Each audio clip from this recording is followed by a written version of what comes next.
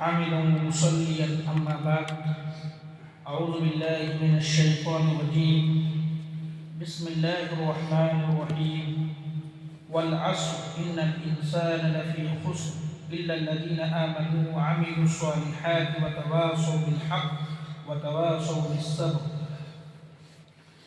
عن عبد الله بن مسعود قال سألت النبي صلى الله عليه وسلم أي الأعمال أحب إلى الله تعالى؟ قال الصلاة لوقتها. قلت ثم أي؟ قال بر الوالدين. قلت ثم أي؟ قال الجهاد في سبيل الله. قال حدثني بهن ولو استزدته لزداني. حضرت عبداللہ ابن مسعود رضی اللہ عنہ بیان کرتے ہیں، کہتے ہیں کہ میں نے نبی کریم صلی اللہ علیہ وسلم سے سوال کیا ای الاعمال احب الی اللہ، کون سے اعمال ہیں جو اللہ تبارک و تعالیٰ کو سب سے زیادہ پسند ہے؟ اعمال یعنی کون سے عمل ہیں، کون سے کام ہیں جو اللہ تعالیٰ کو سب سے زیادہ پسند ہے؟ کس سے سوال ہو رہا؟ نبی سے۔ سوال کرنے والے کون؟ صحابہ ہیں۔ صحابی رسول عبداللہ ابن مسعود بڑے جلیل القدر صحابی ہیں، بڑے صحابہ میں ان کا شمار ہوتا ہے۔ اللہ کے نبی صلی اللہ علیہ وسلم نے جو جواب دیا، کہا الصلاۃ لوقتها، نماز اس کے وقت پہ پڑھنا۔ اور بھی کوئی چیز اللہ کے نبی بتا سکتے تھے اس کی جگہ پہ کہ یہ کام سب سے بہتر ہے، لیکن آپ صلی اللہ علیہ وسلم نے سب سے پہلے اس صحابی کے سوال پہ جو جواب دیا، کہا الصلاۃ لوقتها، نماز کو اس کے وقت پہ کرنا، پڑھنا۔ قلت ثم أي؟ حضرت عبداللہ ابن مسعود کہتے ہیں میں نے پھر اللہ کے نبی سے دوسرا سوال کر دیا، کہا اللہ کے نبی اس کے بعد کون سا اعمال ہے جو اللہ تعالیٰ کے نزدیک بہتر ہے؟ کہا بر الوالدین، والدین کے ساتھ حسن سلوک کرنا، والدین کے ساتھ اچھا برتاؤ کرنا۔ پھر میں نے پوچھا اے اللہ کے نبی اس کے بعد کون سا بہتر اعمال ہے؟ کہا الجہاد فی سبیل اللہ، اللہ کے راستے میں جہاد کرنا۔ کہا حضرت عبداللہ ابن مسعود کہ اگر میں اللہ کے نبی سے اور سوال کرتا تو آپ صلی اللہ علیہ وسلم اور بھی چیزوں کا جواب دیتے۔ اس حدیث میں ذرا غور کیجئے، اللہ کے نبی سے یہ عمومی سوال ہوا تھا کہ آپ اعمال میں سب سے بہتر اعمال ہمیں بتائیے، کون سے اعمال بہتر ہے؟ آپ نے یہ بھی کہہ دیے ہوتے کہ نماز کو پڑھنا، لیکن آپ نے ساتھ میں یہ کہا کہ نماز کو اس کے اوقات میں پڑھنا، جو نماز کا وقت اللہ تعالیٰ نے متعین کر دیا اس پہ پڑھنا۔ ہمارے وقت میں نماز نہیں پڑھنا، ہم اپنے وقتوں میں نماز پڑھتے ہیں۔ ہمیں کب چھٹی ملے گی، کب فرصت ملے گی، ہم اپنی فرصت کے حساب سے نماز پڑھتے ہیں۔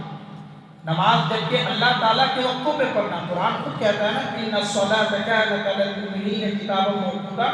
بعض مسجدوں میں جائیں گے تو یہ آیت لکھی ہوئی ہوتی ہے سامنے، ان الصلاۃ کانت علی المؤمنین کتابا موقوتا، یقیناً نماز مومنوں پر وقت مقررہ پہ فرض کی گئی، وقت پہ فرض ہے، وقت پہ ادا کرنا ہے۔ اب نماز کا معاملہ کیا رہ گیا؟ کوئی ضروری کام ہے تو ہم نماز کو ٹالتے ہیں، ہم اپنے کام کو پہلے کرتے ہیں، نماز بعد میں بھی ہو سکتی ہے، قضا کر سکتے ہیں۔ یاد رکھو اللہ کے نبی نے ساتھ ساتھ بڑی بہترین بات کی۔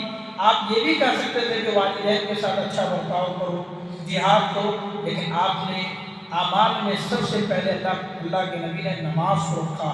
یہ نماز کی اہمیت ہے کہ والدین کے ساتھ اس میں سلوک کرنا میدان جنگ میں جہاد سے بھی کہیں زیادہ افضل ہے۔ نماز اس کے وقت پہ پڑھنا، لہذا نماز کو ہمیں وقت پہ ہی ادا کرنا چاہیے۔ وعن جابر قال قال رسول اللہ صلی اللہ علیہ وسلم بین العبد وبین الکفر ترک الصلاۃ۔ جابر رضی اللہ عنہ کہتے ہیں کہ اللہ کے رسول صلی اللہ علیہ وسلم نے فرمایا کہ ایک بندہ اور کافر کے درمیان جو فرق ہے، مومن اور کافر کے درمیان جو فرق ہے، مسلمان اور کافر کے درمیان جو فرق ہے، ترک الصلاۃ، نماز کو چھوڑنے کا۔ یہ بہت بڑی بات ہے، نماز کو چھوڑنا۔ ایک ہوتی ہے نماز کو سستی کی وجہ سے چھوڑنا، دوسری چیز ہوتی ہے کہ نماز فرض ہمیں پتہ ہے اس کے باوجود نماز کو اگنور کر دینا، نماز کو چھوڑ دینا، یہ کفر کی پہچان ہے۔ سستی کرنے والا منافق ہے۔ اگر نماز میں سستی کر رہا ہے کہ ہم لیٹ سے پڑھیں گے، بعد میں پڑھ لیں گے، یہ اس کو منافق کی صفات میں بیان کیا گیا۔ اگر کوئی جانتا ہے کہ نماز فرض ہے، اس کے باوجود نماز نہیں پڑھتا ہے، اس کی تشبیہ کس سے دی گئی؟ کافر سے تشبیہ دی گئی۔ کافر نماز نہیں پڑھتے، منافق نماز پڑھتے ہیں۔ منافق نماز پڑھتے، اللہ کے نبی کے زمانے میں منافق صف اول میں ہوتے تھے۔ صف اول کے نمازی تو ان کی تکبیر بھی نہیں چھوٹتی تھی، ان کی اقامت بھی نہیں چھوٹتی تھی۔ کیوں؟ وہ جانتے تھے کہ نماز پڑھیں گے تو ہمارا شمار مسلمانوں میں ہوگا۔ تو یاد رکھیں، نماز پڑھنا یہ الگ چیز ہے۔ اگر کوئی جانتا ہے کہ نماز فرض ہے، اس کے باوجود نماز کو چھوڑتا ہے، گویا کہ وہ کفر والا عمل کر رہا ہے، وہ دائرہ اسلام سے بھی باہر ہو سکتا ہے۔ انہیں توبہ کرنی چاہیے اور نماز کی پابندی کرنی چاہیے۔ عن عبادہ بن صامت قال قال رسول اللہ صلی اللہ علیہ وسلم خمس صلوات افترضہن اللہ تعالی، اللہ تبارک و تعالیٰ نے دن اور رات میں 5 نمازوں کو فرض کیا ہے۔ 5 نمازوں کو، جو ان نمازوں کو بہترین سے پڑھتا ہے، جس طریقے سے رکوع کرنا ہے رکوع کرتے ہیں، جیسے وضو بنانا ہے اس طریقے سے وضو بناتے ہیں، تو کہتے ہیں کہ اللہ کے نبی صلی اللہ علیہ وسلم کہ اللہ تعالیٰ ایسے بندوں کے گناہوں کو معاف کرتا ہے، وہ اللہ کے ذمے ہو جاتا ہے۔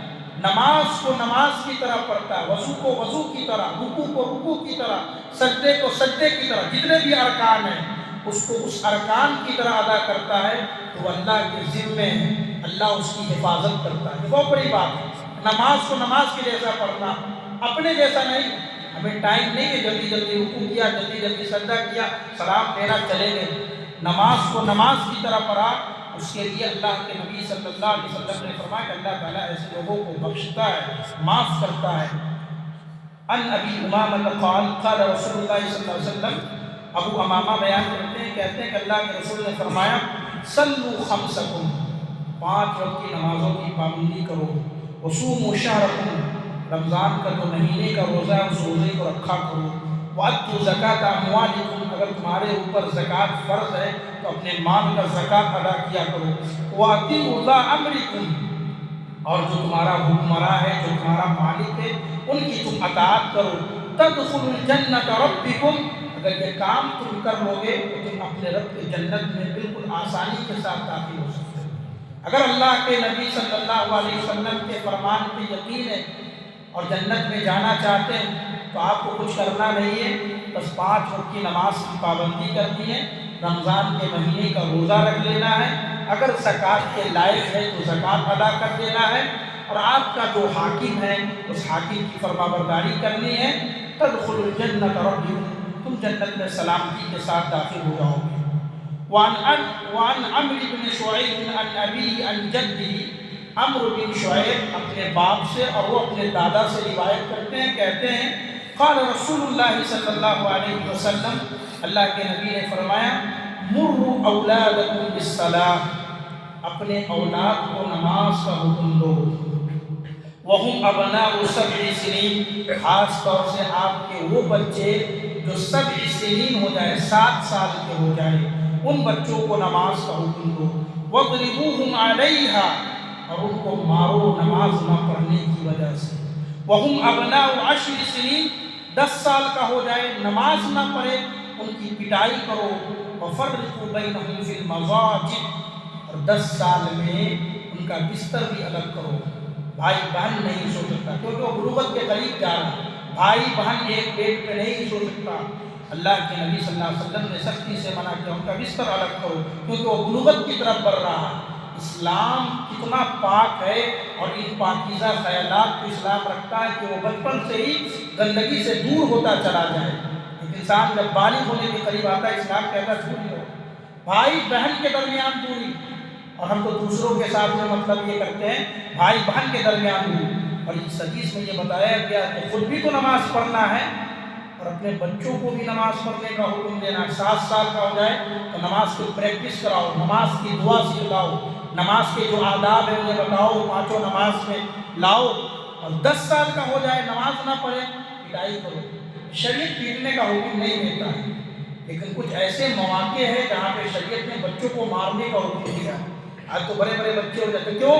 دیکھو ہم بچپن سے ہی اپنے بچوں کی تربیت نہیں کر پاتے، نتیجہ کیا ہوتا ہے کہ بچے بڑے ہو کر کے بھی بے نمازی ہو جاتے ہیں۔ ہمیں بچپن سے ہی نماز کی گائیڈ کرنا ہے، خود بھی پڑھنا ہے، بچوں کو ساتھ لے کر کے آئیے، وہیں سے اس کو پتہ لگے گا، ان کی تربیت ہوگی، ہمیں نماز کی پابندی کرنی ہے۔ اللہ تعالیٰ سے دعا ہے رب العالمین ہم سب کو ان کئی باتوں پر عمل کرنے کی توفیق عطا فرمائے۔